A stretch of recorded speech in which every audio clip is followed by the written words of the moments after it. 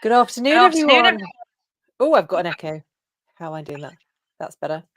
Good afternoon, everyone. Here we are for another interview in preparation for the forthcoming Bitcoin Fest.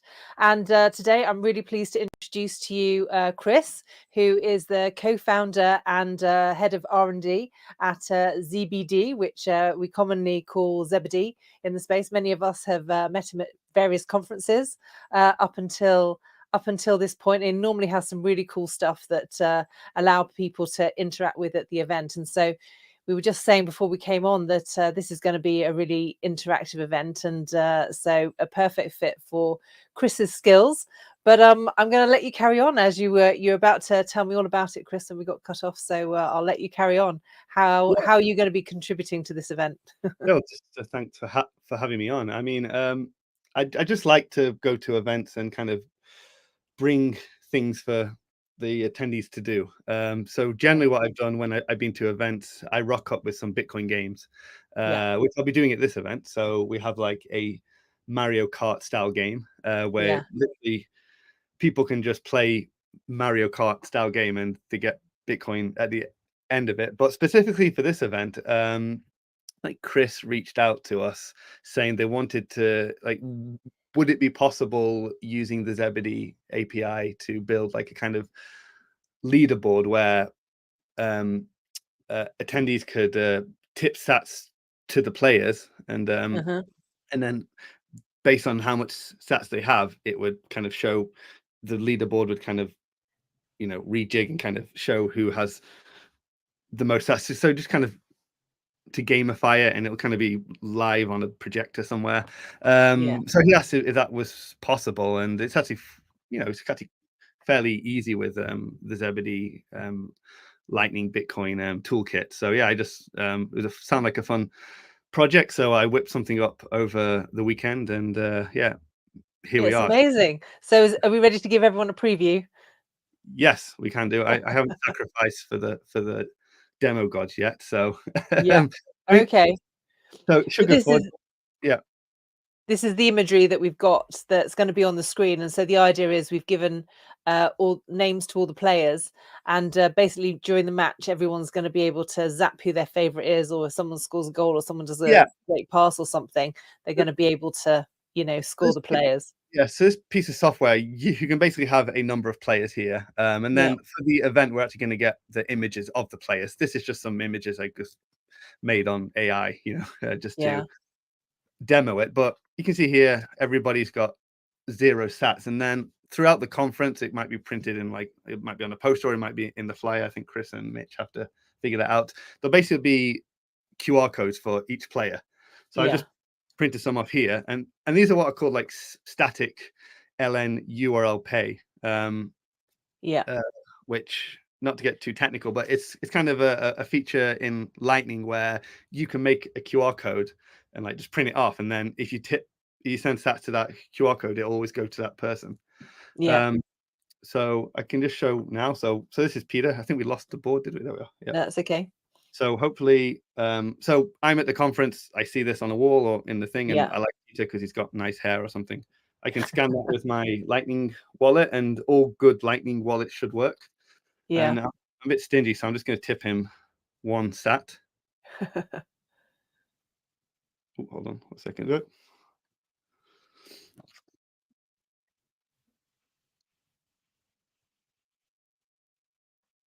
There we go. And he has gone now up to the top.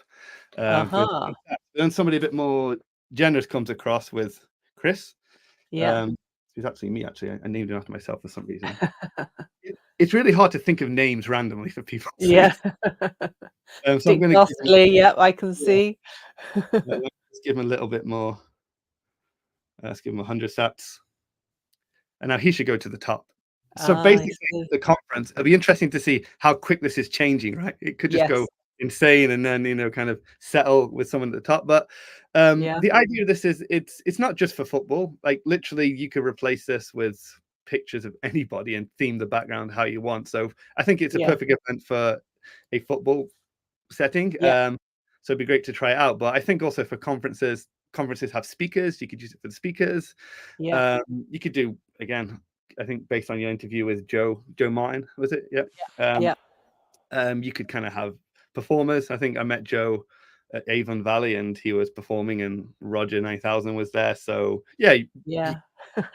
use it for that. So yeah, it's just a great feature of Lightning, and it's really I think it's a great idea, and I think these games are a really great way to get people involved because, of course, I don't know if you've listened to my other interviews, but this is quite unusual in that our Nottingham local meetup group has recently located to the football club. So the football club are, know nothing about Bitcoin, and it's raising some questions, which is one of the reasons why we decided to put this event on, because there are a lot of people who are completely new to Bitcoin who've never seen this before, and so to have these interactive things going on around the whole place, I think is going to be so cool. what And they'll be Chris, sorry, carry sorry, I on. was gonna say, so what they'll be able to do is they'll be able to go to the event, like check out one of the games, play the Yeah, game, get like 100 sats from the game, because I'm yeah. going to put on easy mode so everybody wins, let's say, and then with those sats they Oh, can play it. And I think just experiencing that, like I haven't had to like give my bank account up, I've just yeah, got some money, a tiny amount, frictionlessly, and yeah, I've give it to yeah. someone else. You've got a little demonstration of a circular economy there, and it's yeah, I mean, it's something that I want more and more conferences to do, so Yeah. Yeah, well, I was speaking to Chris about it the other day, and he was telling me, for some of the free tickets, there's an option when you get the ticket in order to give a donation. And apparently, we're using those donations to set up faucets around the event so that people will be able to download some sats in order to nice. use for Yeah, these things as well. yeah, that's So, great. so yeah, lots of options, but Awesome. you can't discount the thrill of actually winning some sats with one of your games. So that's going to be really cool too. And it's a Yeah. family event. I think the parents are gonna realize very quickly they can get the kids earning some money at the event. That's normally what happens at the events. The parents get the kids to play that game, and Yeah, well, you've probably seen it all before because I know you've been doing the tour with all of your different equipment and different games, and yeah, I think they're super cool. I can't wait to see it in action. So that's great. So you're going to be there all day because I think we've got speakers in the morning, but I think we've got a separate breakout room where some of the kids are going to have some entertainment in the morning while the speakers okay. are with their parents if they want. And then we've got the football match obviously in the afternoon. So is that your plan? You're going to be spending the whole day with us? Yeah, I hope so. Might have to bargain with the wife, but but ideally, yes. Yeah, be Brilliant great. stuff. It's like And it's sorry. luckily it's not too far from me. I'm actually quite happy when I heard about this event. It's like, oh, there's an event in my area, let's say, Yeah, so yeah, nice. something in the Midlands. Yeah. London or Edinburgh, which is nice to go to, but it's Yeah. it's, No, it's we actually said even before this even came up as an idea is like we really ought to have something in the Midlands. It's much easier for people to get to. Having said that, the football club itself is pretty much in the middle of nowhere. So, but yeah, if you're in the Midlands and driving, then it's fine. If from the you Midlands. I guess the Midlands is a bit in the middle of nowhere, and then unfortunately, not a lot goes on. So we kind of need to kind of get no. more stuff going on there generally, right? Yeah, yeah. Well, Nottingham's quite a thriving city, but not something that a lot of people necessarily go to a lot. But yeah, if you're coming here in a From the car, it's pretty easy to Disney access. Robin Hood, like not in Nottingham, it makes it look very Yes. terrible. It's really lovely these days. Yeah. Yeah, it's a whole other conversation. So, how is it that you came to be involved with Bitcoin Fest? Well, I mean, so one of other employees at ZBD just Mhm. mentioned, "Hey, Chris, are you going to this event?" I was like, "I don't know, I haven't heard about it." And then I looked at, oh, it's in Nottingham. I said, "Yeah, of course, it's just down the road from me." But then, but he's the one who actually talked to Chris, who's saying like, could we make something for this leaderboard? So yeah, Yeah. literally, it's like I was going to go anyway because it's nice just to catch up with everybody and Yeah. a a local event, but also I just love, I like hacking away and making little things, and the good thing about these kind of events is it's kind of like, it's like a free event and everybody's kind of volunteering. It's kind of a nice time to kind of let's build something and Yeah. try it out and just kind of, experiment. And yeah, I mean, that's what I love more than most. That's how I kind of got into Bitcoin, was just like, oh, what can I do with this? Because I'm a computer programmer, so I just love making little things. And it's always nice when People will think something's very, very difficult, but for a programmer, oftentimes it is very difficult. But sometimes like, oh, that's actually quite easy, and I can make that. And people are like, well, that's magic. And sometimes it makes you feel nice that you've built something that's like God.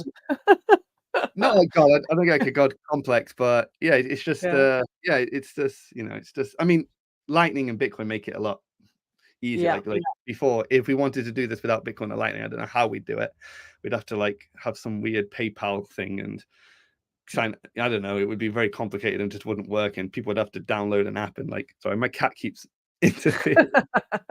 Yeah. Well, it was in the thumbnail, so fair play. Maybe not that specific cat. Yeah. Yeah. Oh.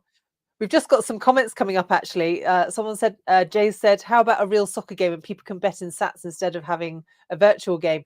Well, that's the point. There is going to be a real game. These are going to be real players for the match in the afternoon. So this is what this is being set up for, so that, it's interactive, because we're going to have a lot of people who've not heard of Bitcoin before. And so they'll be watching the match. And so we've got this new thing in order to help engage them.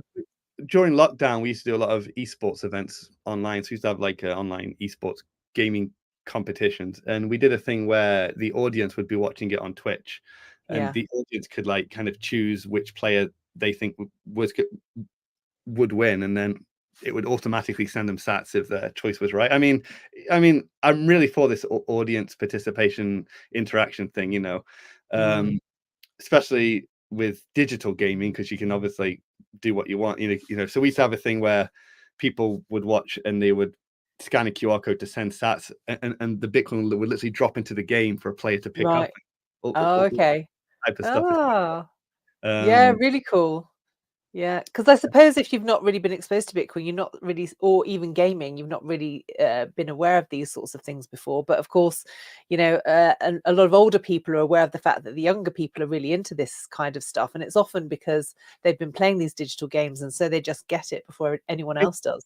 It's actually something that I think the greater Bitcoin community is not so much aware of. That so one of the game developers who's building on us, they must have onboarded, so they have a game called Bitcoin Miner, which is a mobile game. You download it, you kind of tap away at the screen, and it just gives you Bitcoin each day. And it's the most popular Web3 game on. It's not, they call it Web3, but it's far more popular in terms of daily active players than any of these other like Web3 NFT games. And it must have onboarded like millions of people. It's given millions of people its first sat, their first sat. And I think the wider community, like in Bitcoin, isn't really aware of this, but it's such an easy onboarding tool, right?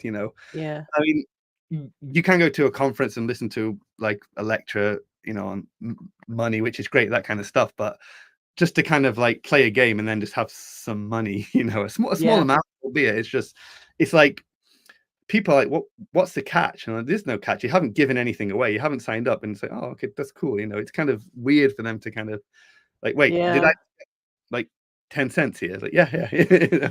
Yeah. Well, I mean, I used to play Candy Crush a lot, and then after going to the conference in London, I can't remember now which one it is, but I played some of the games, and I downloaded your Amaze Balls game. Oh, okay, and that's not yeah. And sometimes, if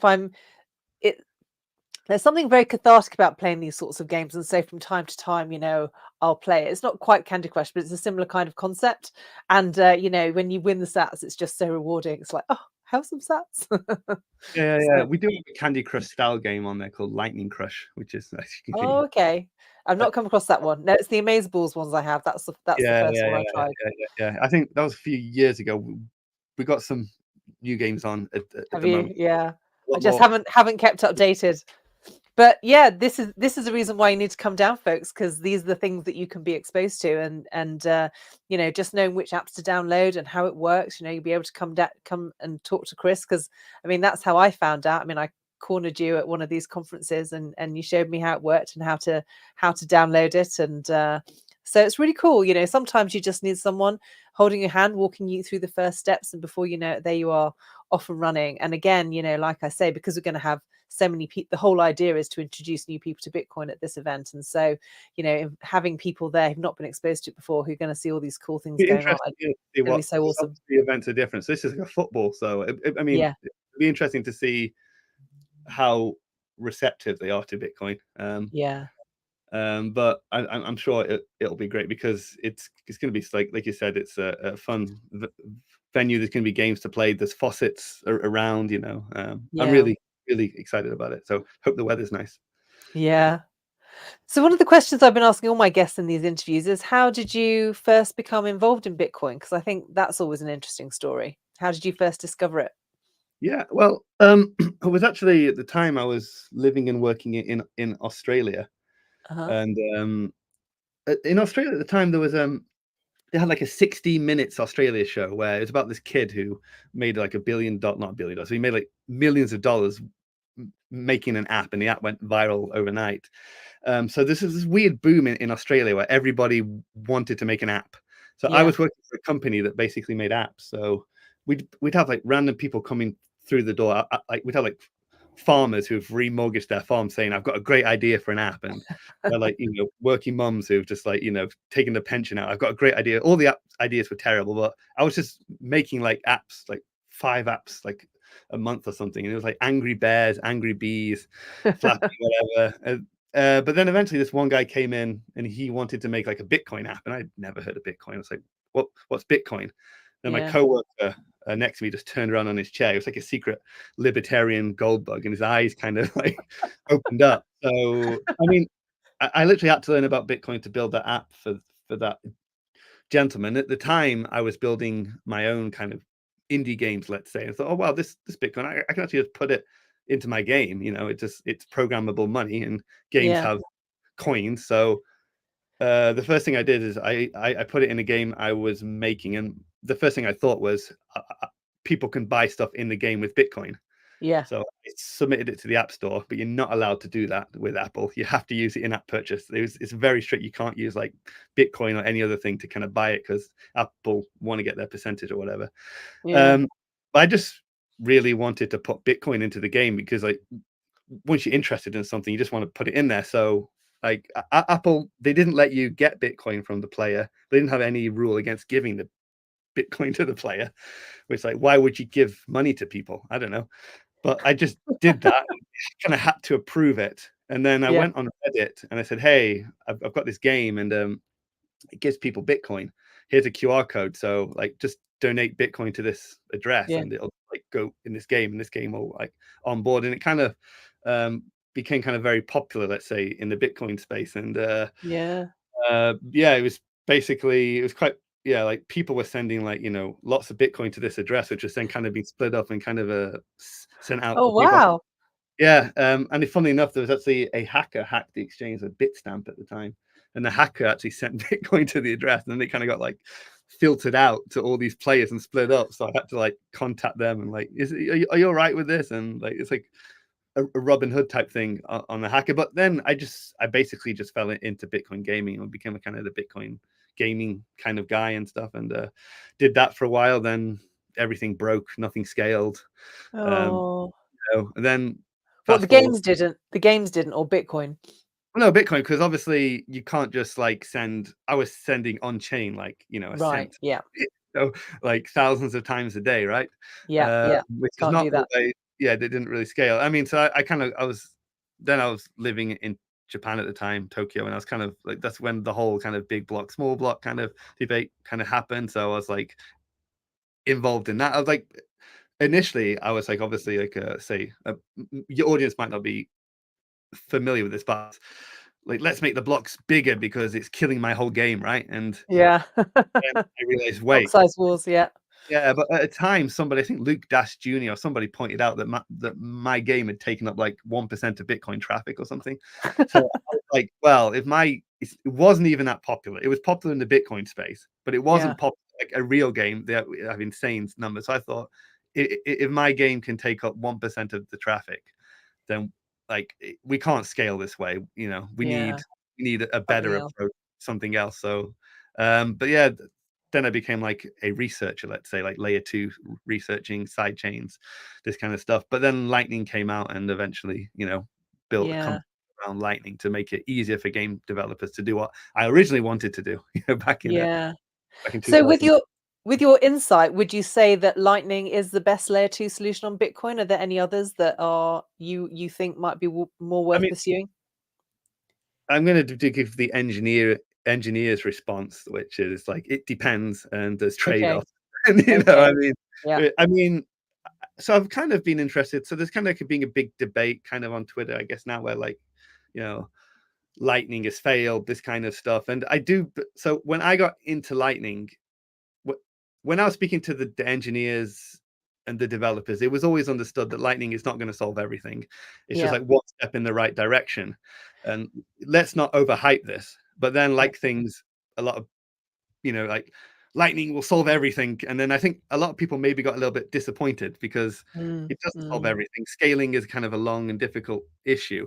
But I think mhm. Lightning is incredibly important. I mean, our company couldn't function without Lightning, and we do millions of transactions over Lightning every Mhm. day, which we couldn't do um, Mm, without it, right?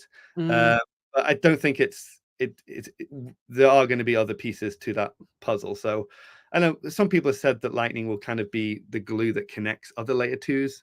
It's like Right. it interacts with them. We'll see. Yeah. I don't want Yeah. to. What would you say is the biggest failing of Lightning, the thing that concerns you the most? Again, I don't. It's not like failing per se because I kind of understood. I felt I understood what it was and what it could do from the beginning. Yeah. So I would say probably the biggest misunderstanding, I suppose, is that it kind of it's. I mean, it's really hard to kind of to use non-custodially for the average person, especially on a Mm, mobile wallet, because you got to have liquidity, right? Like mm, so mm, you've got this issue. If you want to receive funds, you have to have a channel open with liquidity. mm, And mm, the way it's kind of been solved is the wallet provider or the LSP does that for you, but that's expensive for them. So every kind of mm, user that comes on board that mhm, might not make them money, they mm, might not, they've got to kind of upfront kind of pay to open a mhm, channel with them and have mhm, liquidity locked up. So I kind of think Lightning, in a way, at the moment, if I'm honest, it's really kind of a power user thing. I mhm, mean, used like 100% non-custodial. There are custodial models, which is a separate thing, mm, which could be a fine trade-off, but it's kind of a power user thing. Like I've got my own node under my desk here that I connect to with Zeus, and it works fine for me. But it's really, it seems to be more of like a B2B. It can connect wallets and other infrastructures together.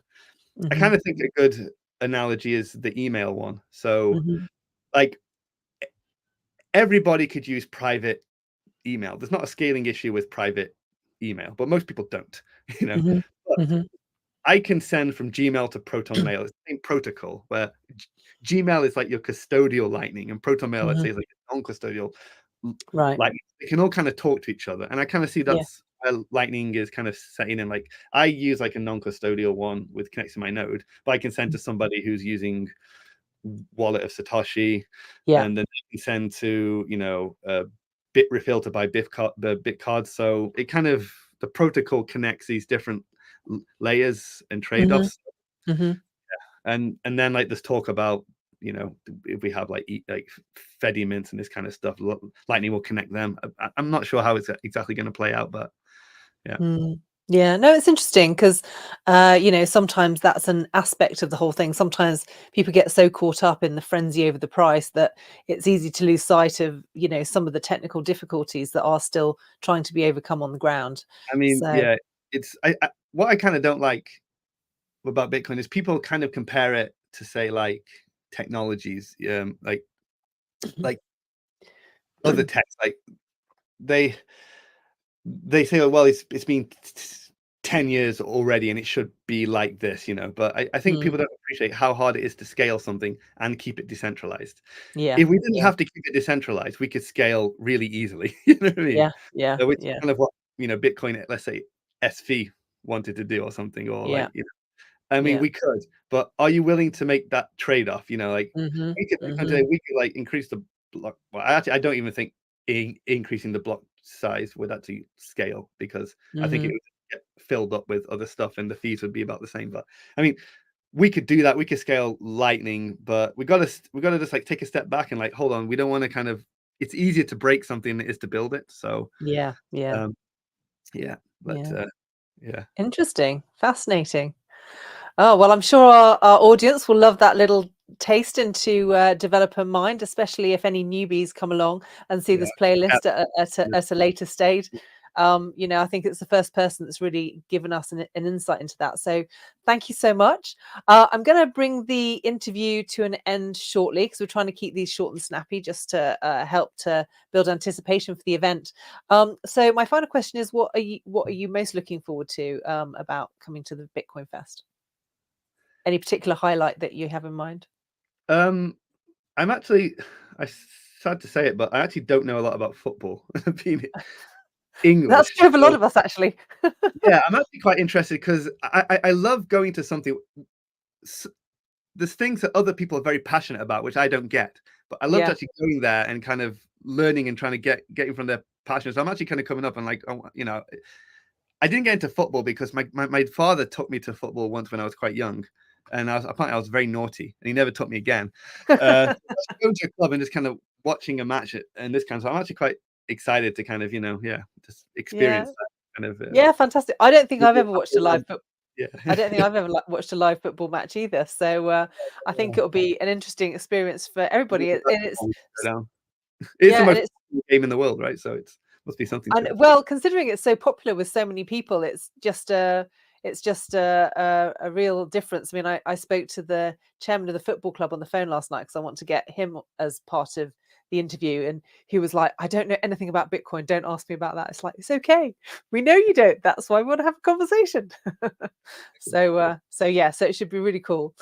Well, I'm going to wrap it up there. Thank you so much for giving up your time today to come and talk to me. For those who are still watching, we're still looking for subscribers, and liking and commenting on the video also helps our algorithm, because we want to make sure as many people as possible get to see these interviews, even if they don't come to the event, because obviously they're going to be on YouTube for a while. So some great snippets of information, including a take from one of who's got an insight into the developers. So thank you so much, Chris, and looking forward to seeing you next week. All Well, see right. you. Bye. Take care. Bye.